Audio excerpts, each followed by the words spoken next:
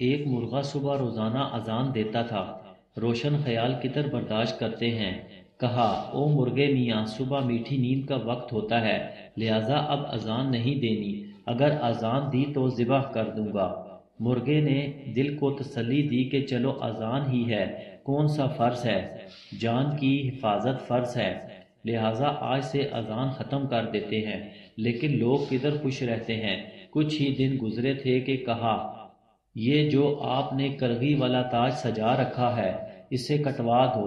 مرغیاں احساس کمتری کا شکار ہوتی ہیں۔ ہر کسی کو برابر حقوق حاصل ہونے چاہیے۔ مرغا بیچارہ کیا کرتا؟ جان بچانے کا اور کوئی راستہ نہیں تھا، لہٰذا کلگی کٹوا دی۔ لیکن لوگ کدھر خوش رہتے ہیں۔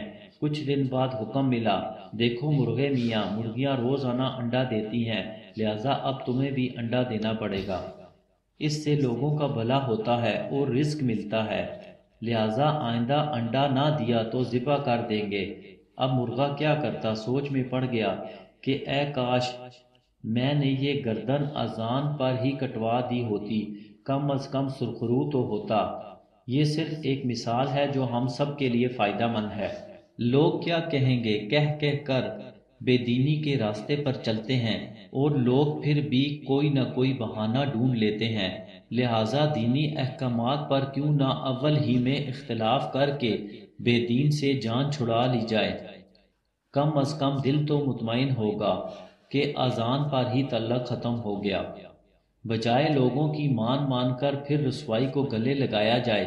راضی بس خدا کی ذات کو رکھنا چاہیے اور سیدھے راستے پر چلنا چاہیے۔ باقی اگر کوئی اس راستے پر رکاوٹ آتی ہے تو وہ رکاوٹ غلط ہے، راستے کی اس میں کوئی غلطی نہیں ہے۔ لوگوں کو خوش کرتے کرتے اللہ کو ناراض کرنا بھلا کہاں کی عقل مندی ہے؟ اور لوگ خوش کدھر ہوتے ہیں، اور ہو بھی جائیں تو کیا فائدہ؟